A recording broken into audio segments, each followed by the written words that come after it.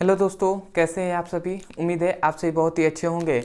तो आज प्रकाशिकी का ये हमारा तीसरा वीडियो है, जिसमें आज हम लोग जानेंगे कि दर्पण क्या होता है, दर्पण के कितने प्रकार होते हैं। उसके बाद इसी में जब हम देखेंगे उत्तल दर्पण क्या होता है, अवतल दर्पण क्या होता है, जो मुख्य क्या होता है, वक्रता केंद्र क्या होता है, फोकस मुख्य फोकस क्या होता है, ध्रुव क्या होता है, जो दर्पण का द्वारा क्या होता है, इस सभी के बारे में आज हम लोग इस वीडियो में डिस्कस करने वाले हैं। तो चलिए दोस्तों देख लेते हैं। इस वीडियो में बहुत ही इंपॉर्टेंट टॉपिक ये सभी हैं, इनके बारे में डिस्कस होगा। तो चलिए दोस्तों देखते हैं सबसे पहले कि दर्पण क्या होता है। ठीक है, तो सबसे पहला हमारा टॉपिक हो जाएगा दर्पण।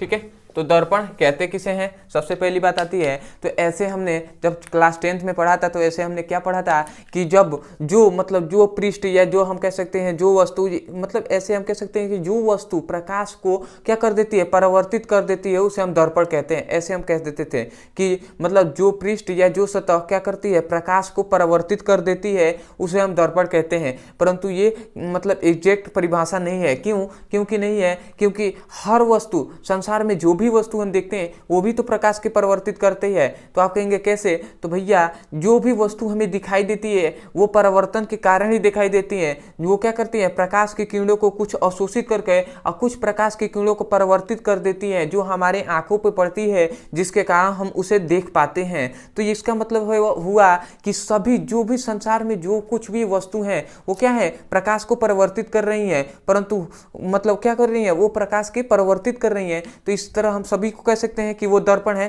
तो ऐसा नहीं है, याद रखेंगे। दर्पण का एग्जैक्ट मतलब एक तरह से कहा जाए कि एग्जैक्ट जो होगा डेफिनेशन वो हो जाएगा कि दर्पण का हम डेफिनेशन यहाँ पे लिखवा दे रहे हैं कि मतलब दर्पण का डेफिनेशन यही हो जाएगा, जो प्रकाश की किरणों को, जो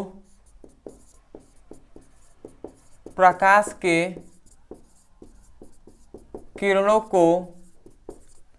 को क्या कर दे, 100% क्या कर दे, परावर्तित कर दे।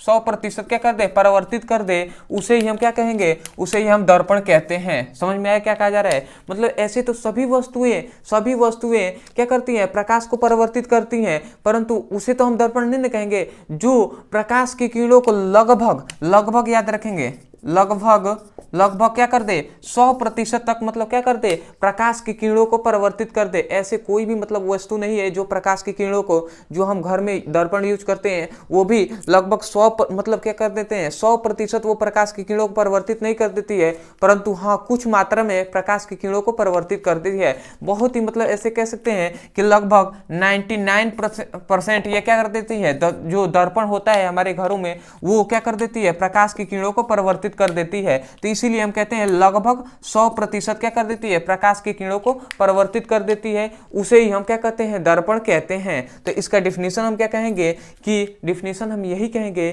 कि जो ऐसा परावर्तक सतह, ये हम कहेंगे ऐसा परावर्तक सतह जो प्रकाश के किरणों को 100% क्या कर दे, परावर्तित कर दे, उसे दर्पण कहते हैं। समझ में आया क्या कहा जा रहा है। मतलब ऐसा परावर्तक सतह, जो परावर्तक सतह मतलब क्या, ऐसा परावर्तक सतह जो लगभग 100% प्रकाश की किरणों को परावर्तित कर दे, उसे हम क्या कहते हैं, उसे दर्पण कहते हैं। तो डिफिनेशन में लिख दे रहा हूं, मतलब कहने का मतलब यह है कि ऐसा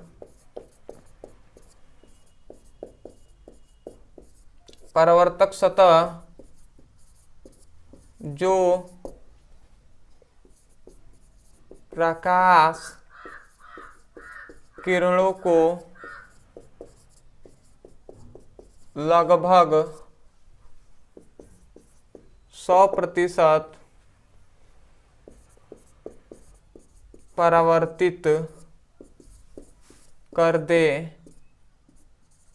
उसे दर्पण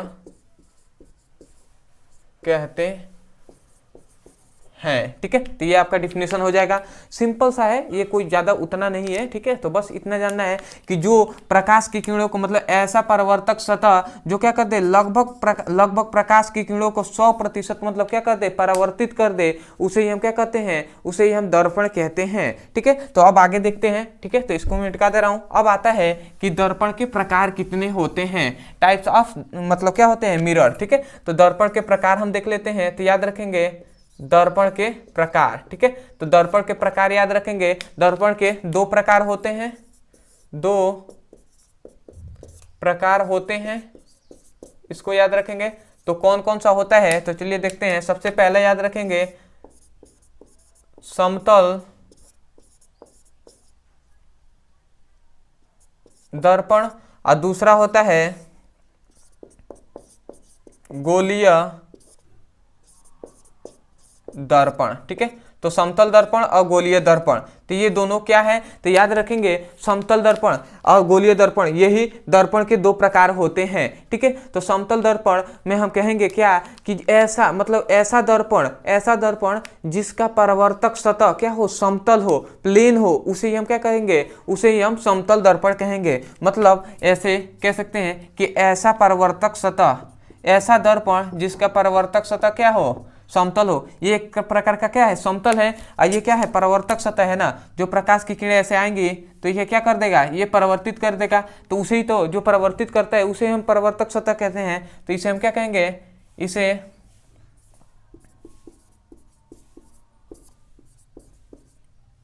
ये परावर्तक सतह है। तो हम कह रहे हैं कि ऐसा दर्पण, हम कह रहे हैं ऐसा दर्पण जो जिसका परावर्तक सतह क्या हो, समतल हो, ये समतल का है ना, तो यही हम कह रहे हैं कि ऐसा दर्पण जिसका परावर्तक सतह समतल हो उसे हम समतल दर्पण कहते हैं। ठीक है, ये आपका समझ में आ गया होगा। और गोलीय दर्पण किसे कहते हैं, तो ऐसा दर्पण जिसका परावर्तक सतह गोलीय हो उसे हम क्या कहते हैं, उसे हम गोलीय दर्पण कहते हैं। जैसे इस प्रकार से, ये एक प्रकार का गोला है। ठीक है, तो ऐसा, और इसके चारों ओर क्या किया गया है, लेप लगा दिया गया है। लेप मतलब कलई कर दिया गया है। कलई किसका होता है, तारपीन का, तेल का। ठीक है, इस सब का कलई, एक प्रकार का सूर्य की तरह दिखाई दे रहा होगा, तो वो नहीं है। ठीक है, का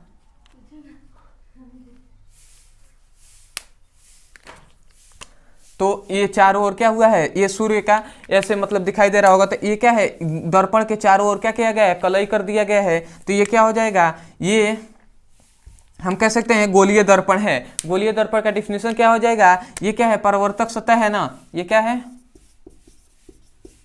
परावर्तक सतह है, या हम इसे पृष्ठ भी कह सकते हैं। तो हम कह रहे हैं कि ऐसा दर्पण, ये क्या है, ये कोई दर्पण है। ठीक है, जब कलई कर दिया गया किसी भी सतह के ऊपर, जब कलई कर देते हैं तो क्या कर, उसे हम क्या कहते हैं, दर्पण कहते हैं ना। तो इस प्रकार से हम कह सकते हैं कि ऐसा दर्पण जिसका परावर्तक सतह गोलीय हो उसे हम गोलीय दर्पण कहते हैं। तो ठीक है, ये दोनों आपको समझ में आ गया होगा। तो एक बार इसको मैं बता दूं, ऐसा दर्पण जिसका परावर्तक सतह क्या हो, परावर्तक सतह समतल हो उसे हम समतल दर्पण कहते हैं। ऐसा दर्पण जिसका परावर्तक सतह क्या है, गोलीय हो, उसे हम गोलीय दर्पण कहते हैं। तो ये दोनों पॉइंट आपको समझ में आ गया होगा। ठीक है, अब याद रखेंगे इसमें 2 पॉइंट कि इसके गोलीय दर्पण के 2 प्रकार होते हैं। सबसे पहला होता है उत्तल दर्पण, और दूसरा होता है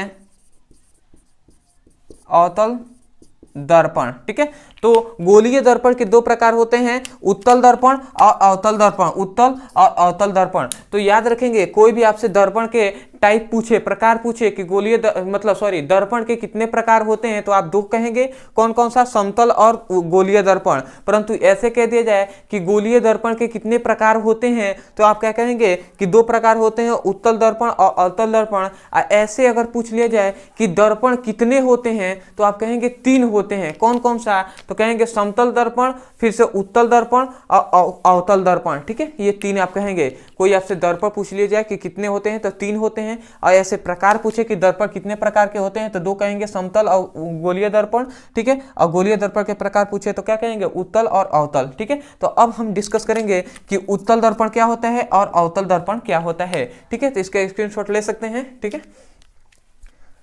तो आपने ले लिया होगा। तो अब हम देखेंगे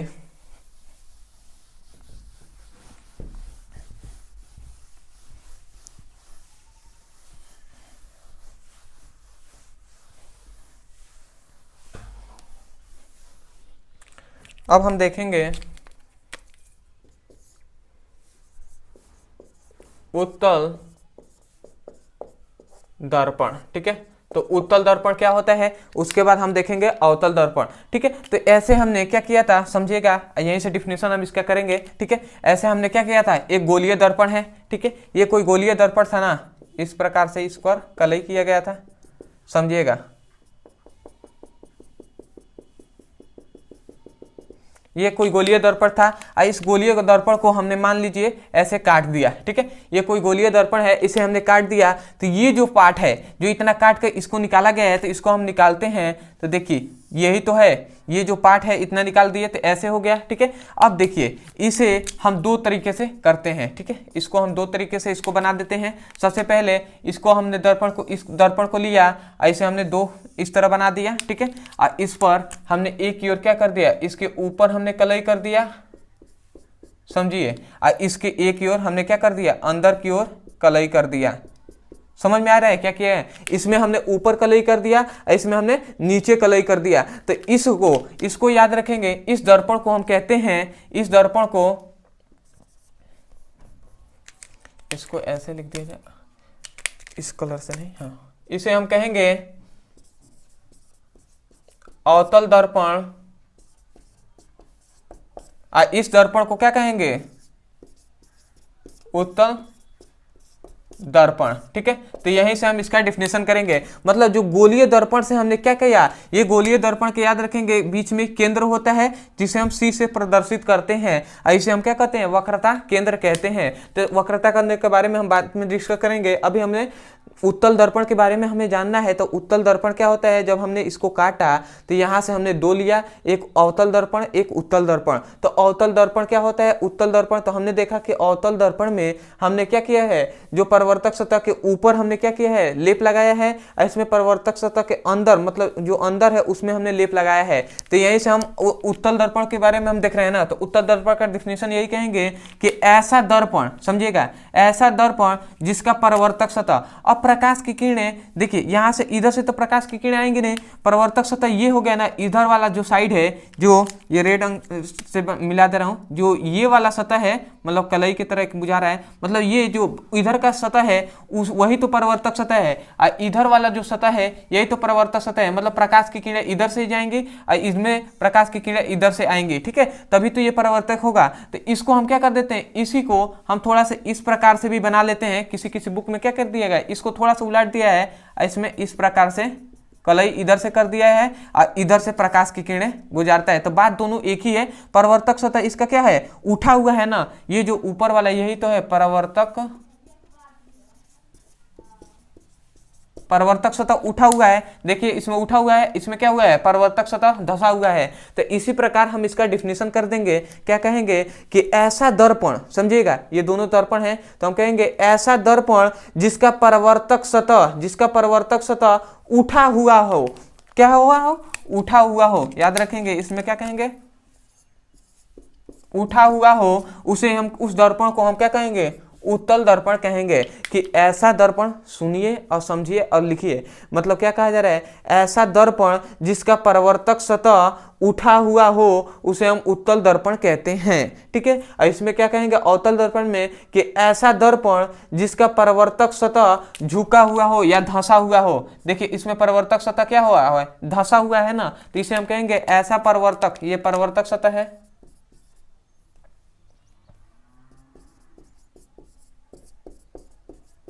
ठीक है, ये परावर्तक सतह है, ये क्या हुआ है, धंसा हुआ है ना, ये धंसा हुआ है। तो इसे हम कहेंगे कि ऐसा दर्पण जिसका परावर्तक सतह धंसा हुआ हो उसे हम क्या कहेंगे, उसे हम अवतल दर्पण कहते हैं। तो दोनों का डिफिनेशन आपको क्लियर हो गया होगा कि अवतल दर्पण और उत्तल दर्पण किसे कहते हैं। ठीक है, तो मैं एक एक करके इसको समझा दे रहा हूँ, और समझ तो गए ही होंगे, और इसका डिफिनेशन में लिख दे रहा हूँ। ठीक है, तो हम इसका डिफिनेशन लिख दे रहे हैं यहाँ पे, इसको मैं मिटा दे रहा हूँ।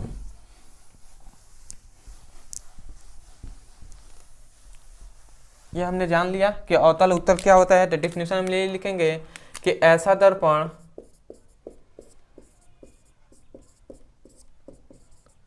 जिसका परावर्तक सतह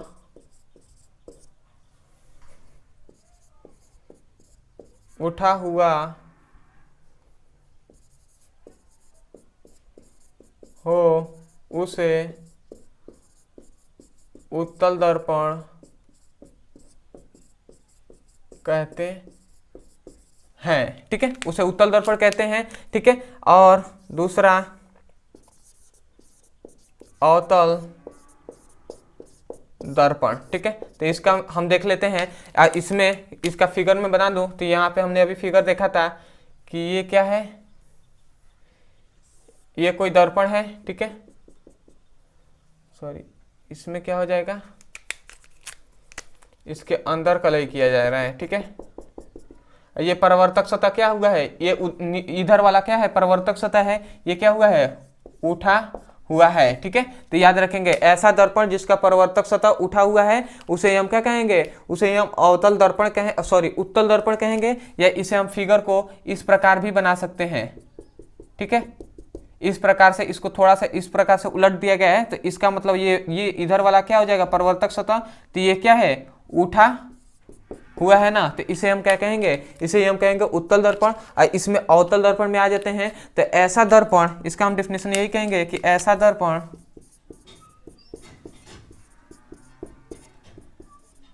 जिसका परावर्तक सतह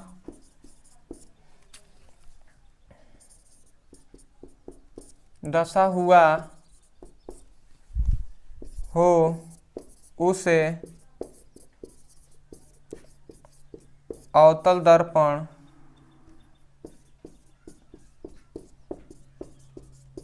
कहते हैं। ठीक है, तो अवतल दर्पण मतलब ऐसा दर्पण जिसका परावर्तक सतह क्या हो, धंसा हुआ हो, जैसे हमने फिगर में बनाया था ऐसे। तो ये क्या है, इसका परावर्तक सतह इसके ऊपर कलई किया गया है।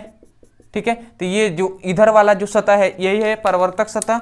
ठीक है, ये क्या है, परावर्तक सतह, तो ये क्या हुआ है, धंसा हुआ है ना, ये धंसा हुआ है। तो ऐसा दर्पण जिसका परावर्तक सतह धंसा हुआ हो उसे हम क्या कहेंगे, उसे अवतल दर्पण कहते हैं। तो दोनों आपको समझ में आ गया होगा, अवतल या उत्तल दर्पण किसे कहते हैं। अब समतल दर्पण का तो हमने फिगर बताया ही था, समतल दर्पण में ऐसे होता है, इसके एक की ओर कलई कर दिया गया है, ये हो गया आपका समतल दर्पण। ठीक है, आइए ऊपर वाला जो सतह है, इधर वाला जो ऊपर वाला सतह है यही क्या है, ये परावर्तक सतह है। इसमें इधर वाला परावर्तक सतह तो धंसा हुआ है, इसमें क्या हो गया, इधर वाला परावर्तक सतह है जो उठा हुआ है, उसे हम परावर्तक सतह कहेंगे। तो आपको दोनों समझ में आ गया होगा परावर्तक, अवतल या उत्तल दर्पण क्या होता है। अब हम देखेंगे कि वक्रता केंद्र क्या होता है, फोकस, मुख्य फोकस क्या होता है, ध्रुव क्या होता है, तो इसका डिफिनीशन देखेंगे। ठीक है, तो इसका स्क्रीनशॉट ले सकते हैं। ठीक है, तो चलिए अब देखते हैं हम उसके बारे में। ठीक है,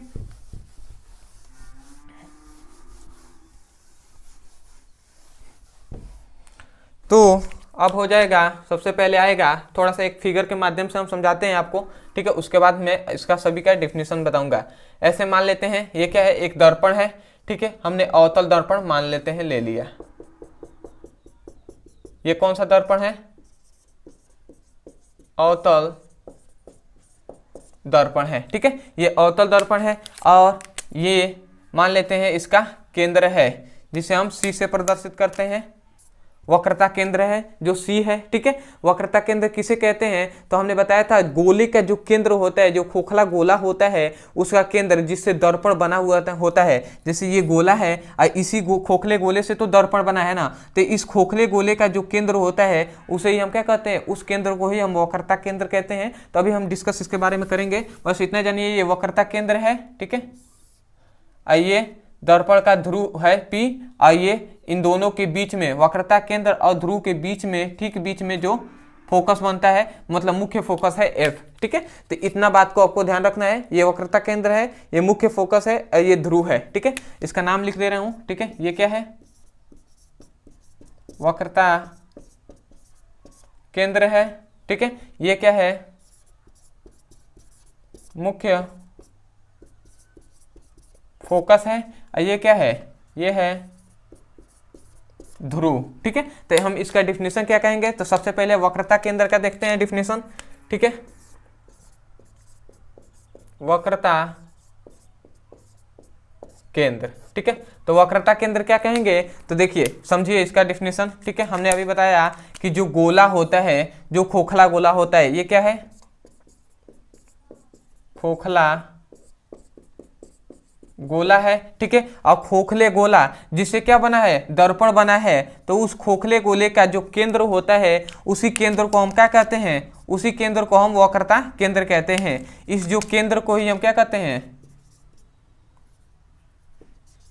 वक्रता केंद्र कहते हैं। ठीक है, तो हम क्या कहेंगे कि खोखले गोला, ठीक है, हम क्या कहेंगे कि वक्रता केंद्र, अगर कोई पूछ दे आपसे डिफिनेशन, तो क्या कहेंगे कि ऐसा दर्पण जो खोखले गोले के केंद्र से बना हो, उसके केंद्र को हम क्या कहते हैं, वक्रता केंद्र कहते हैं। ठीक है, ऐसे भी आप कह सकते हैं, या सिंपल वे में कहें तो खोखला गोला। ठीक है, ऐसे कहेंगे कि ऐसा खोखला गोला जिससे दर्पण बना है, उसके उस खोखले गोले के केंद्र को हम वक्रता केंद्र कहते हैं। ठीक है, समझ में आया क्या कहा जा रहा है, एक बार और सुनिए और समझिए और लिखिए। ठीक है, क्या कहा जा रहा है कि ऐसा खोखला गोला या ऐसा खोखला ऐसे खोखला दर्पण, ठीक है, या ऐसे खोखले गोले, या आप कह सकते हैं खोखले गोलीय दर्पण। ठीक है, ऐसा खोखला गोलीय दर्पण, ठीक है, खोखली जो खोखला हमने गोला जो गोलीय दर्पण हमने देखा था, तो ऐसे भी कह सकते हैं कि ऐसा गोलीय दर्पण या खोखला, जो हम जानते हैं कि जो गोलीय दर्पण है वो क्या होता है, खोखला होता है, तो इसे हम कह सकते हैं गोलीय दर्पण भी तो कह सकते हैं, गोलीय दर्पण भी तो कह सकते हैं। तो सिंपल सी हम यही कहेंगे कि ऐसा गोलीय दर्पण जिससे दर्पण बना है, तो उस गोलीय दर्पण के केंद्र को ही हम वक्रता केंद्र कहेंगे। ठीक है, हम जानते हैं कि जो गोलीय दर्पण है, इसी से तो दर्पण बना है। तो एक एक पॉइंट को समझिए, क्या कहा जा रहा है कि ऐसा गोलीय दर्पण जिससे दर्पण बना है, उस खोखले गोलीय दर्पण के केंद्र को हम वक्रता केंद्र कहते हैं। तो ऐसे आप डिफिनेशन कह सकते हैं। ठीक है, 100% आपका सही होगा। तो डिफिनेशन एक बार और मैं बोल दे रहा हूं, आप लिख सकते हैं कि ऐसा, सबसे पहले इसको बोलना है, ठीक है, कि ऐसा गोलीय दर्पण जिससे दर्पण बना है, उस गोलीय दर्पण के केंद्र को वक्रता केंद्र कहते हैं। ठीक है, तो ये आपका समझ में आ गया होगा वक्रता केंद्र किसे कहते हैं। ठीक है, अब आते हैं हम दूसरे पॉइंट पे आते हैं कि मुख्य फोकस क्या होता है। ठीक है, मुख्य फोकस क्या होता है, तो इसको मैं मिटा दूं। ठीक है, अब दूसरा हमारा पॉइंट आता है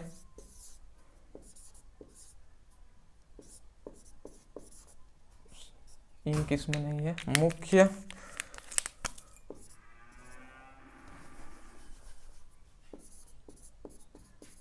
मुख्य फोकस।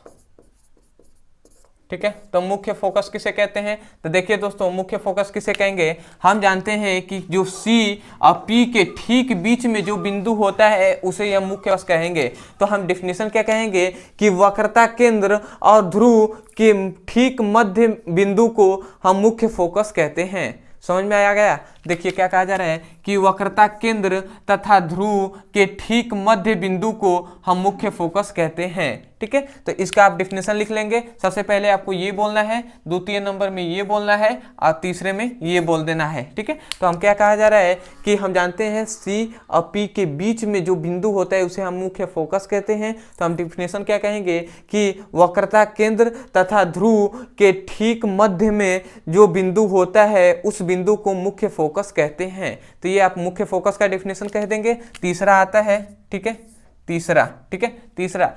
तीसरा आता है हमारा ध्रुव। ठीक है, ध्रुव। ठीक है, तो ध्रुव का डिफिनेशन कह देंगे कि दर्पण के ठीक बीच में, दर्पण है, ये क्या है, मतलब ये अवतल दर्पण है, कोई भी दर्पण हो। ठीक है, ये जो आपसे परिभाषा बताया जा रहा है, ये अवतल उत्तल दोनों के लिए है। ठीक है, तो हम मान लेते हैं ये क्या है, अवतल दर्पण है, तो हम कहेंगे कि मतलब जो दर्पण के ठीक मध्य बिंदु होता है, उसे ही हम क्या कहते हैं, उस बिंदु को हम दर्पण का ध्रुव कहते हैं। ठीक है, तो आप कहेंगे कि दर्पण के ठीक मध्य बिंदु को दर्पण का ध्रुव कहते हैं। ये ये दर्पण का एकदम मिडिल पॉइंट है, मध्य बिंदु है। तो हम कहेंगे, आप डिफिनेशन में क्या लिखेंगे कि दर्पण के ठीक मध्य बिंदु को दर्पण का ध्रुव कहते हैं। ठीक है, तो ये आप लिख लेंगे। ठीक है, मतलब ठीक मध्य बिंदु ये क्या कहलाता है, ध्रुव कहलाता है। ठीक है, मतलब ठीक मध्य बिंदु ही क्या कहलाएगा, दर्पण का ध्रुव कहलाएगा। ठीक है, किसके ठीक मध्य बिंदु, मतलब दर्पण के ठीक मध्य बिंदु को ही दर्पण का ध्रुव कहते हैं।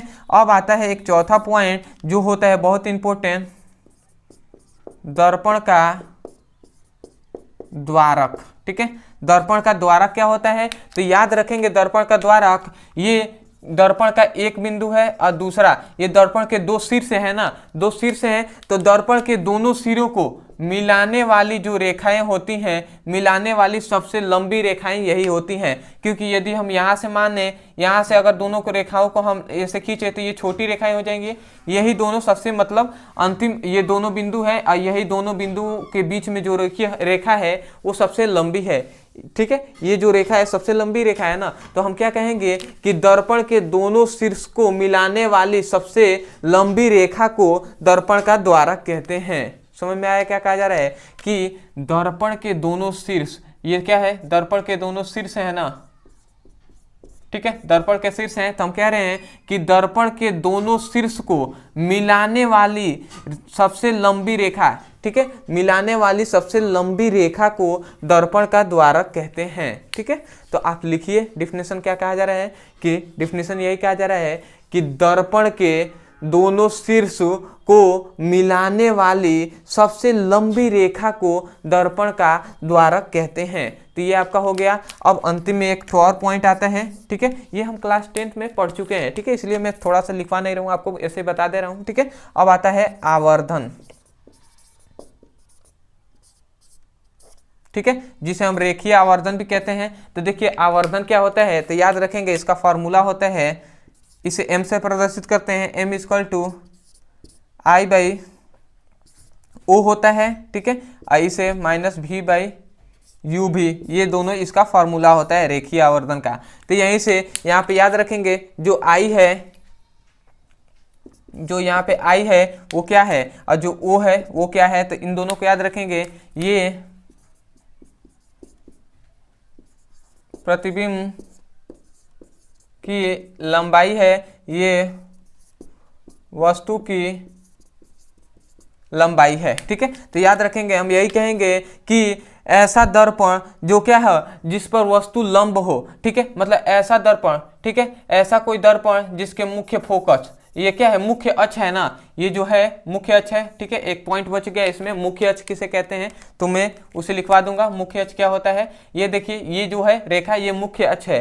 तो मुख्य अक्ष पर कोई वस्तु लंब हो, मतलब क्या कहने का मतलब है, ऐसे हो, तो यहाँ पे लंब ही तो है, मुख्य अक्ष पर 90 डिग्री का कोण बन रहा है। तो हम यही इसका डिफिनेशन कहेंगे कि मुख्य अक्ष जो मतलब ऐसा वस्तु जो मुख्य अक्ष पर लंब हो,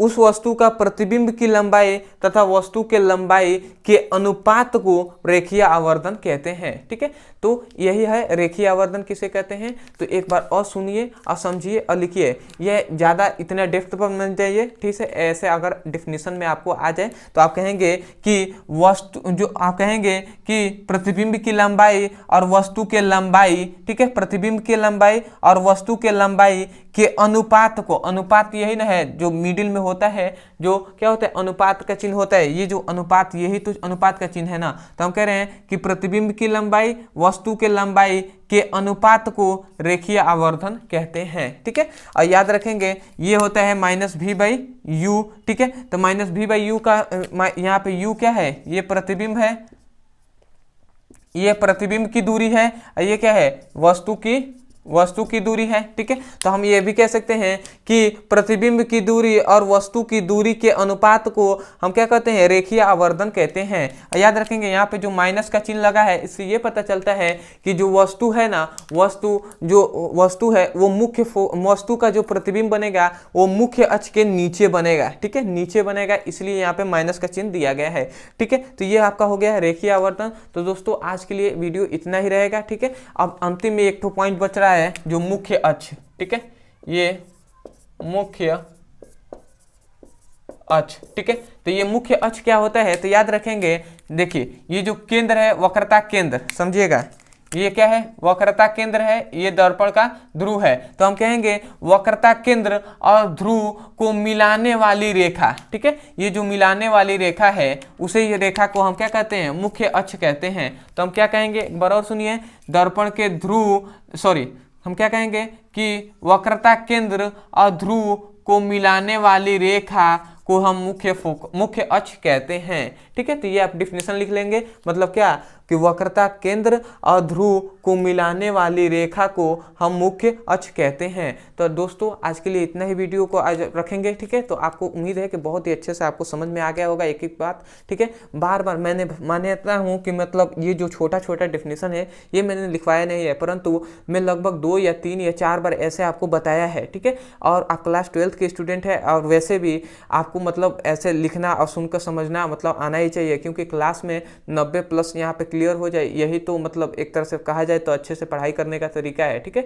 तो मैंने जितना हो सका मैंने कोशिश की आपको अच्छे से समझाने के लिए, ठीक है। और दूसरी बात कि ये रिवीजन का बैच है, ठीक है, इसमें हम केवल इंपॉर्टेंट क्वेश्चन देख रहे हैं, ठीक है। अब मैंने ये तो इंपॉर्टेंट उतना नहीं है, फिर भी मैंने बता दिया इसमें ये इंपॉर्टेंट है, ये वाला जो पॉइंट है रेखीय आवर्धन, ठीक है, ये इंपॉर्टेंट है, इसे आप देख लीजिएगा। और जो हमने दर्पण में बताया वो सब इंपॉर्टेंट है, ठीक है। ये सभी बेसिक बातें हैं जो हमने बताया, क्योंकि इस पर आगे का टॉपिक मतलब क्या है, आधारित है। ये अगर नहीं ऐसे तो डेफिनेशन ये ऊपर वाला ये सब पूछता नहीं है, बस पता होना चाहिए कि हाँ किसे कहते हैं, ठीक है। ऐसे रिवीजन का बैच है, ठीक है। और जो भी हम मोस्ट इंपॉर्टेंट क्वेश्चन है, बोर्ड एग्जाम आने वाला है, तो जो भी मोस्ट इंपॉर्टेंट क्वेश्चन है वही मैं केवल इसमें करा रहा हूँ, ठीक है। तो इसीलिए मैंने थोड़ा सा इसको लिखवाया नहीं, ऐसे मैंने बता दिया, ठीक है। तो आप इसको मतलब अच्छे से आप प्रिपेयर कर लीजिए। अगर डेफिनेशन आपको चाहिए तो जैसे हमने बोला वैसे आप लिख लीजिए, या आप बुक के हेल्प ले सकते हैं, अच्छे से अपने नोट्स बना सकते हैं, ठीक है। तो वीडियो कैसा लगा ये कमेंट सेक्शन में हमें ज़रूर बताइएगा। अब हम आगे के जो वीडियो लाएंगे उसमें हम देखेंगे, जो इसमें तो हम सभी देख लिए हैं, अब हम आगे जो वीडियो आएंगे उसमें हम देखेंगे कि प्रतिबिंब जो बनाने का जो नियम होता है वो किन किन नियमों पर प्रतिबिंब बनता है, ठीक है। प्रतिबिंब बनाने के कौन से नियम है ये देखेंगे। उसके बाद हम अपवर्तन आएंगे, ये तो सभी परावर्तन पता, अब हम अपवर्तन के टॉपिक पढ़ेंगे, ठीक है। इसके एक वीडियो और बनेगा परावर्तन का, उसके बाद अपवर्तन देखेंगे, ठीक है। तो ये सभी बातें हो गई डिस्कशन, मतलब क्या है जो आपको इन्फॉर्मेशन चाहिए था उसके लिए। अगर आप क्लास 12 के स्टूडेंट हैं तो आपसे रिक्वेस्ट है कि हमारे चैनल से जुड़, और हो सके तो वीडियो को लाइक कर दीजिएगा, कमेंट्स में जरूर बताइएगा कि आपको वीडियो कैसा लगा, और हो सके तो चैनल को सब्सक्राइब भी कर लीजिएगा। और यदि आप क्लास 12 के स्टूडेंट होंगे तो नीचे डिस्क्रिप्शन में जाएंगे तो भौतिक विज्ञान, क्लास 12 भौतिक विज्ञान ऑल वीडियो प्लेलिस्ट का लिंक दे दिया जाएगा। वहाँ पर चैप्टर वाइज सभी इंपॉर्टेंट क्वेश्चन को कराए गए हैं, वहाँ से जाकर एक एक करके पार्ट वाइज आप सीक्वेंस में वीडियो को देख सकते हैं और अपने सुंदर से नोट्स बना सकते हैं। अदरवाइज आपको कोई भी टॉपिक फिजिक्स में नहीं समझ में आता है तो उस टॉपिक का नाम लिखिए। जैसे आपको मान लेते हैं मुख्य फोकस आपको समझ में नहीं आ रहा है तो यूट्यूब पे लिखिए मुख्य फोकस, अंत में हमारे चैनल का नाम लिख दीजिए, वहाँ से आपको वीडियो मिल जाएगा, वहाँ से जाकर अपने सुंदर से नोट्स बना सकते हैं। तो दोस्तों मिलते हैं अगले वीडियो में, धन्यवाद।